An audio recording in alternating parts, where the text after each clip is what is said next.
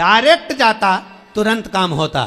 शंकर भगवान कह रहे हैं पहले इधर डोल लिया, उधर डोल लिया, उधर चले गया, ये देवी वो देवता वो धाम सारी दुनिया में रोकर आया, उसके बाद मेरे पास में आया और उसमें भी भटक रहा था, उसमें भी स्मरण में भटक रहा है। अगर एक बार चित्त वृत्ति से कह देता शंकर मैं तेरा हूं और तू मेरा है, इसके बाद तुझे भटकना नहीं पड़ता, तेरे कर्म को काट देता, तेरा जो पाप कर्म है उसको काट देता। सबने मना करा था भस्मासुर को वर मत देना।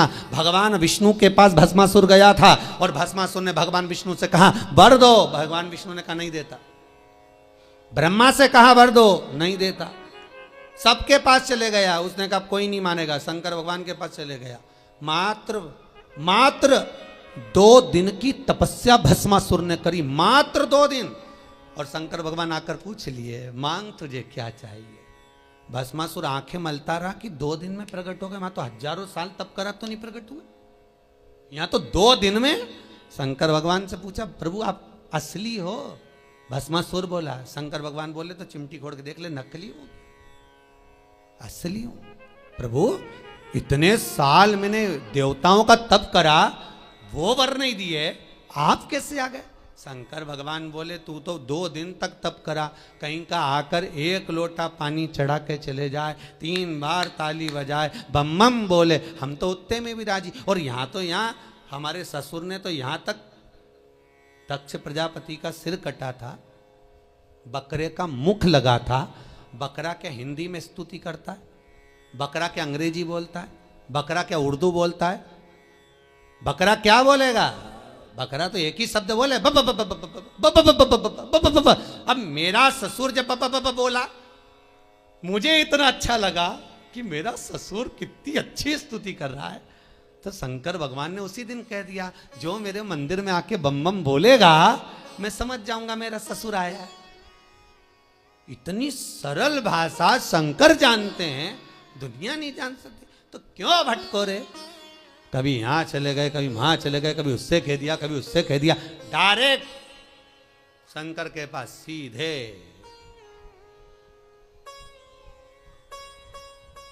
सीधे बोले। फिर लोग भले कहें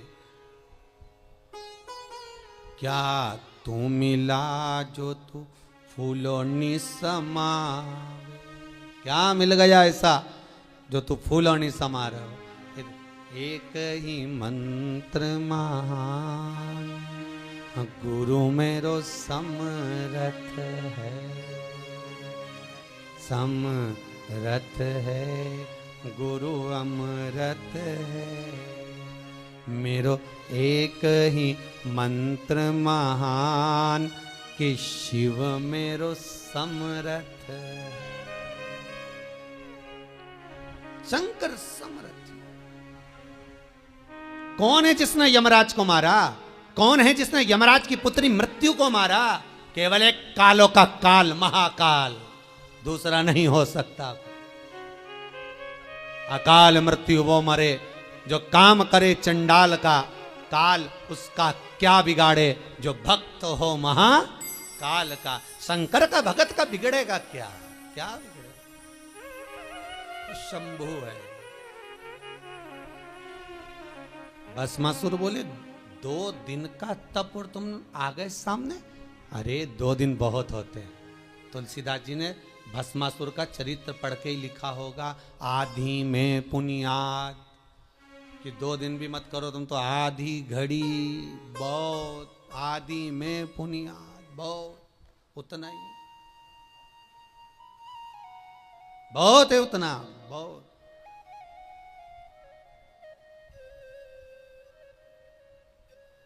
ज्यादा नहीं महाराज। रावण को बाबा तूने लंका दिया,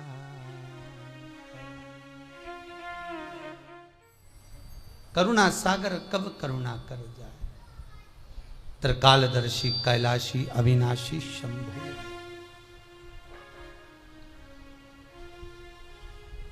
महाराज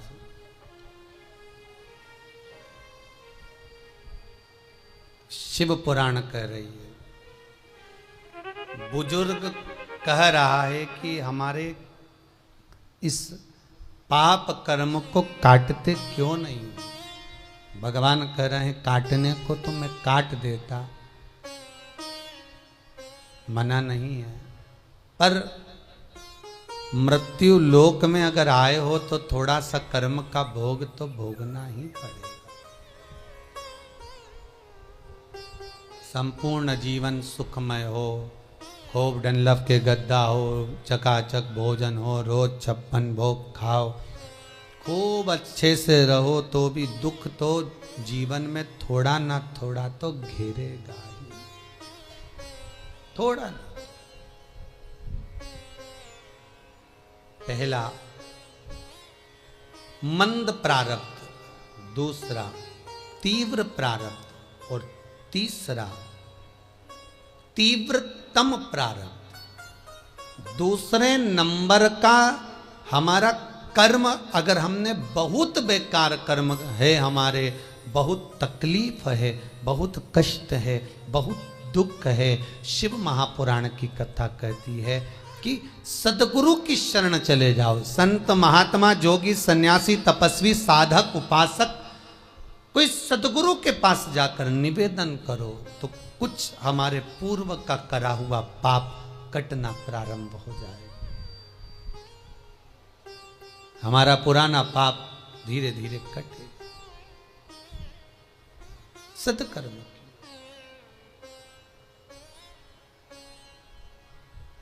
फिर एक निवेदन करूंगा, जीवन में अगर बहुत तकलीफ है, बहुत कष्ट है, आपको पहले भी कहा फिर कहते हैं 15 अक्टूबर को शिवरात्रि पड़ेगी।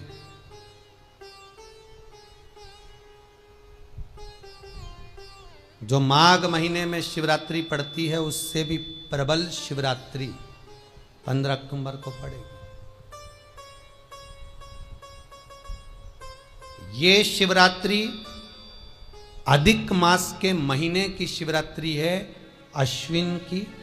19 वर्ष के 2 बार गैप करने के बाद ये अश्विन का जो अधिक मास आता है, इसके बाद 183 वर्ष के बाद आएगा और 183 वर्ष के बाद फिर इसमें की शिवरात्रि प्राप्त होगी। और 183 वर्ष किसने देखे?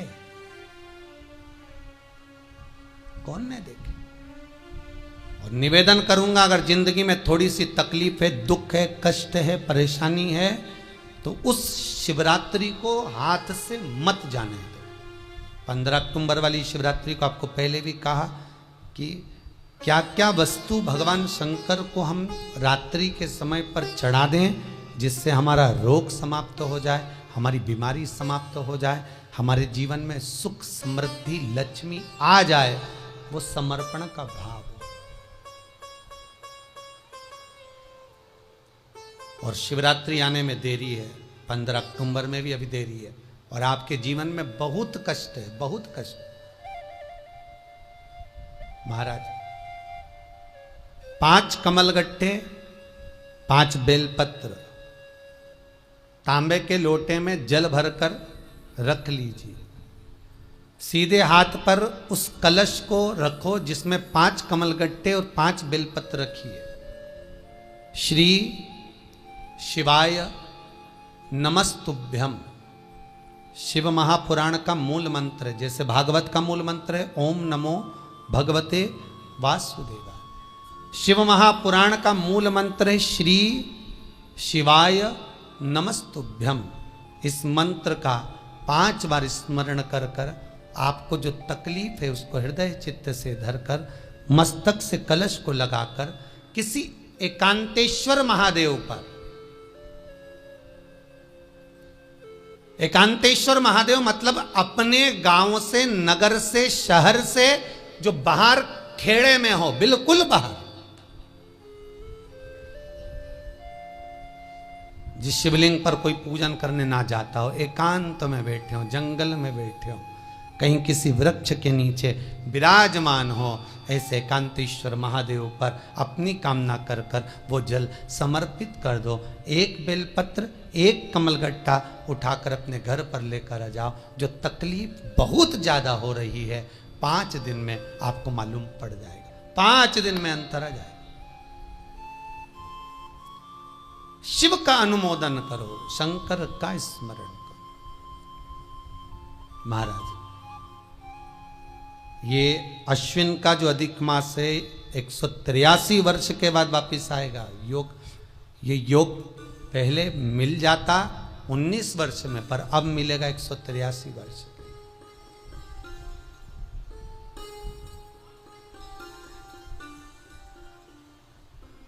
एक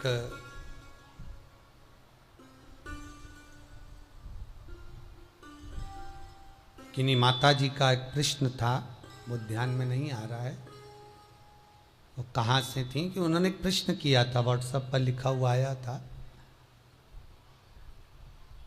कि उनके घर में कोई बहुत ज़्यादा बीमार पड़ा हुआ है और बहुत बुजुर्ग है, लगभग 90-95 साल की हैं और शरीर गल गया, शरीर में अब कीड़े पड़ रहे हैं। सिस्टर को बुलाते हैं, डॉक्टर को बुलाते हैं, तब उनको साफ करते हैं, शरीर इतना गल चुका है। उसके लिए क्या करना चाहिए?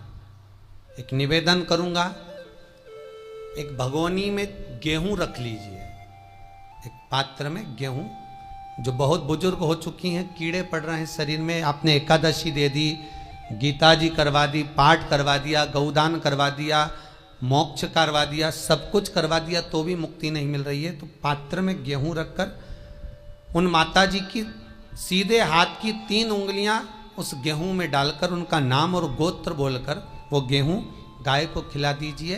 पात्र किसी गरीबड़े को, भिक्षुक को दे दीजिए। महाराज 3 या 4 दिन में मोक्ष प्राप्त हो जाता है। इतनी अगर भोग रही हैं तो कर सकते, इतना कष्ट अगर भोग रही हैं कि शरीर गल चुका है, कीड़े पड़ रहे हैं शरीर के अंदर और सारी खाल टपक टपक कर गिर रही है, तो उनकी मुक्ति हो, उनका मोक्ष हो। आज माता जी कह रही थी कि हमने गीता जी सुना दी, पाठ कर दिया, सब कुछ कर दिया, गौदान करा दिया, सब करा दिया, पर मुक्ति नहीं। शिव का हो, शंकर को, मेरे बाबा विश्वनाथ का स्मरण करो, मिलेगा। फिर निवेदन करूंगा, ब्रह्मा ब्रह्मलोक में रहते हैं, भगवान विष्णु बैकुंठ में रहते हैं। मृत्यु लोक का अगर कोई देव है तो वो महादेव है। पृथ्वी का अगर कोई देवता है तो वो देव अधिदेव महादेव है। पर हमारी आदत है, हम पड़ोस की काकी आती है तो उसको प्रणाम करते हैं, मासी सास आती है तो उसको नमन करते हैं, चाची सास आती है तो उसको नमन करते हैं, और घर में सास बैठी रहती है उसको कभी नमन नहीं करते। आदत है ना हमारी। दूसरों को तो हम प्रणाम कर लेंगे पर घर की सास को नमन नहीं कर पाते। उसी तरह हम भगवान विष्णु का स्मरण कर रहे हैं, ब्रह्मा का स्मरण कर रहे हैं, सारे 33 कोटि देवताओं का स्मरण कर रहे हैं, पर भूलोक का इस देव अधिदेव महादेव का हम कितना स्मरण कर रहे हैं। हम तो भगवान शंकर के मंदिर में भी जाते हैं तो छल करते हैं। गए मंदिर में, वहां का लोटा उठा लिया, पानी भर लिया, शंकर जी को चढ़ा दिया, लोटा दूसरे का, पानी दूसरे का, मंदिर भी दूसरे का, पानी चढ़ा दिया बस। और इतनी सात्वित्ववान सिर पे पल्लू मल्लू रे कि ऐसे पानी चढ़ाए। शंकर भगवान भी सोचे काय को नौटंकी करे रे, काय को नाटक करे। पानी दूसरे का, लोटा दूसरे का, शंकर जी पे चढ़ा रही। अगर शंकर को जल चढ़ाना है तो घर से लेकर जा, लोटा भी घर से लेकर जा। और अगर मंदिर का पानी लिया है, मंदिर का लोटा लिया है तो 1 रुपये लोटे का किराया, और 1 रुपये जो लाइट जली, पानी भरा जिस पुजारी ने, उसका 2 रुपया दान पेटी में डाल, तब जाकर तू शंकर को पानी चढ़ाएगी, तब शंकर उस जल को स्वीकार करता है। किसी की लगी लगाई थाली मिल जाए पूजन की और तुम सिर पे पल्लू लेके कुंकू चावल रोली बोली सब चढ़ा दो, और बेचारी वो बाद में आए तो देखे तो यहाँ सब साफ, तो क्या भगवान स्वीकार करेगा? भगवान ऐसा स्वीकार नहीं करे।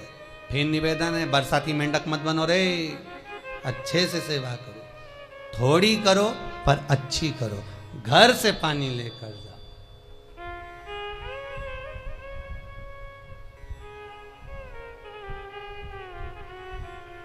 कल कोतवाली चौराहे से, हमारे सीहोर के कोतवाली चौराहे से कोई बहन जी आई थी 33 मालपुआ लेके, कहे गुरुजी संकल्प करा दो।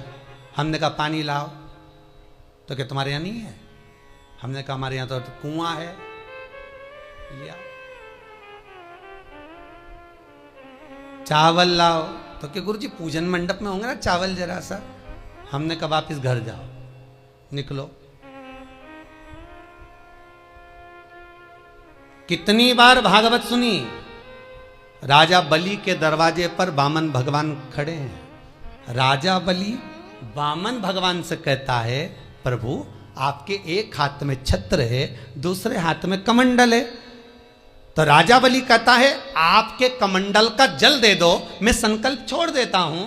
वामन भगवान कहते हैं राजन, अगर मेरे कमंडल का जल लेकर तू संकल्प छोड़ेगा तो वो संकल्प मान्य नहीं होगा, तुझे स्वीकृत नहीं होगा। किसी की लगी लगाई थाली में से कुंकू चावल चढ़ा दोगे तो कुछ मिलना है क्या? अरे बोलो तो। विष्णु पुराण में तो यहां तक लिखा है कि किसी का लगा हुआ दिया, किसी का दिया मंदिर के अंदर रखा था, तुमने अपना डब्बा खोलकर बत्ती निकालकर उसके दिए में रखकर जला दी और सोच रही है कि मैंने खूब बड़ा काम कर दिया, तो उसका तो फल ही नहीं मिला। विष्णु पुराण कह रही है खुद का दिया, खुद की बाती, खुद का दीप अगर जलाती तो फल मिलता। किसी मंदिर में तुम रोज डब्बी लेकर जाओ, बत्ती लेकर जाओ, मना नहीं है, पर उस मंदिर में पहले से 5 दिए, 7 दिए, 11 दिए तुम रख कर आओ तो जलाओ। दूसरे के रखे हुए दिए में 50 बार बाती जला कर आना, उसका कोई फल नहीं मिलने वाला, उसका कोई फल नहीं है हमारा।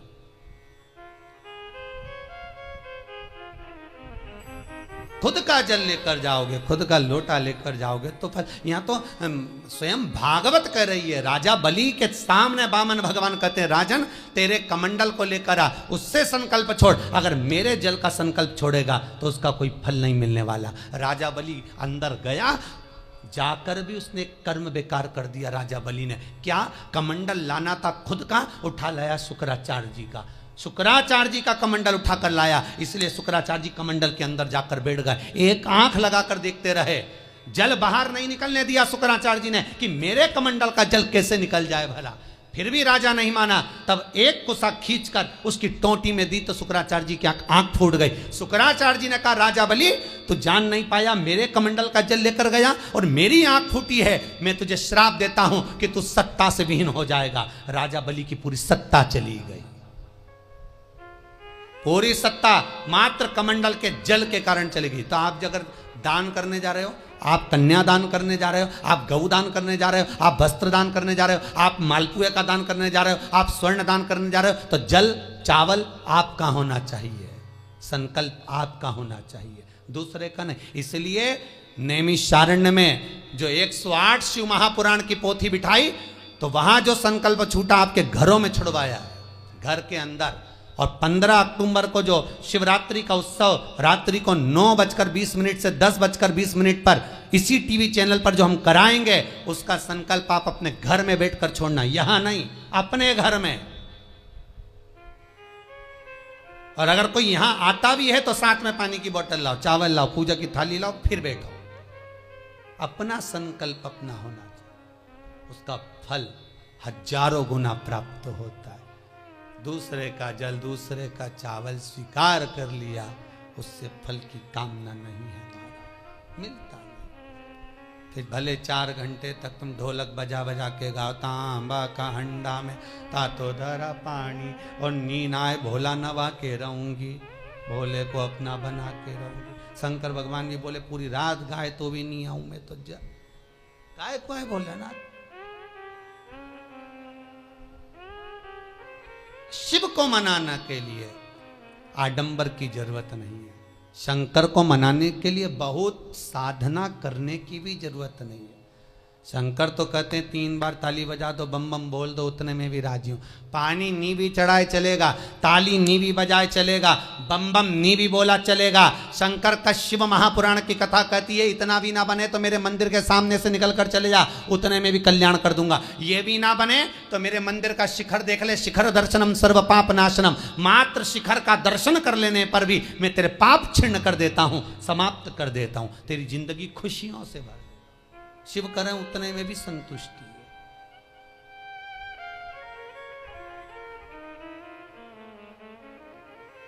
उतने में भी संतुष्टि।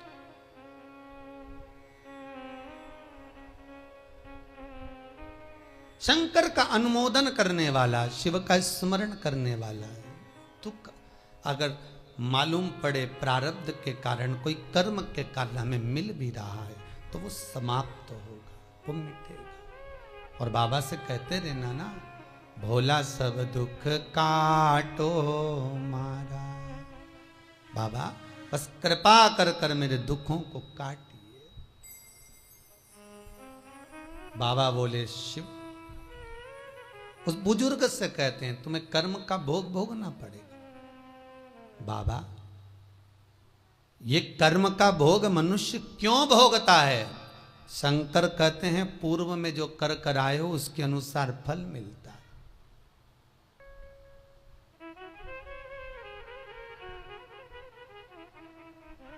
अभी 2 दिन पहले की कथा याद करो। कथा में कहा था खूब भगवान ने धन दे दिया, जिसके घर में 10-10 नौकर लगे हैं और घर का मालिक इतना चड्डा पहनकर, टी शर्ट पहनकर कुत्ते को छीछी करा रहा है। कथा में कहा था कि नहीं कहा था? तो किसी ने प्रश्न किया था, गुरुदेव इनके घर में 10-10 नौकर लगे, इनके घर के बच्चों को तो नौकरानियां पाल रही, दासियां पाल रही, और सेठ जी अच्छा चड्डा पहन के, टी शर्ट पहन के कुत्ते को छीछी करा रहा। तो ये कहीं लिखा, अरे गरुड़ पुराण उठाकर देखो ना, ये भी कर्म का भोग है कि तेरे घर में 10 नौकर काम कर रहे हैं और कुत्ते को छीछी मॉर्निंग वॉक में तू करा रहा। तुमने भी देखा होगा रे, जितने लोग टीवी पे कथा सुन रहे हैं, सही बताओ ईमानदारी से, अपनी अपनी स्वीकृति भेजना हो व्हाट्सएप पे जरूर। देखा होगा कि नहीं देखो, सुबह सुबह लोग कुत्ता इतनी शान से घुमाए, कुत्ता इनंग जाए तो वो इनंग, कुत्ता उधर जाए तो वो उधर। हमें ये समझ में नहीं आया कि ये कुत्ते को घुमा रहा है कि कुत्ता इसे घुमा रहा है। वो इधर जाए उधर, उधर जाए उधर, उधर कहां कर। इसलिए निवेदन मत बुरे कर्म कर बंदे, वरना पछताएगा। भगवान की आंखों से तू बच नहीं पाएगा, तू बच नहीं पाएगा। कर्म का भोग भोगना पड़सी पड़ेगा, चाहे रो के भोगो चाहे हंस के भोगो।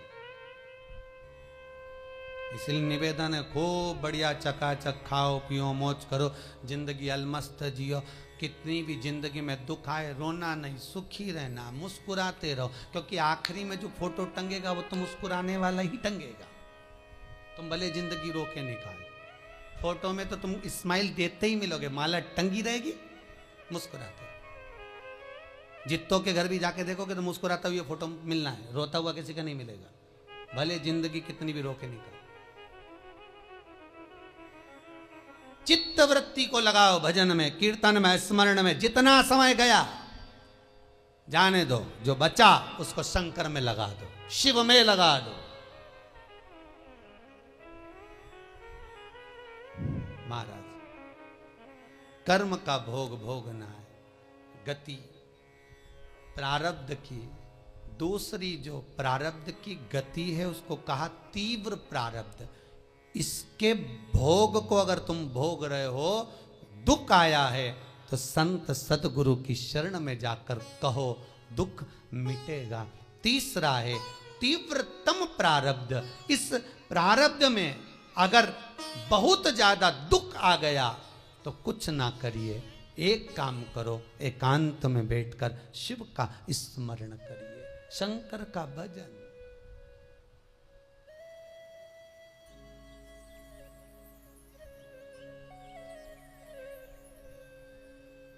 बटकेश्वर महादेव और पिपलेश्वर महादेव,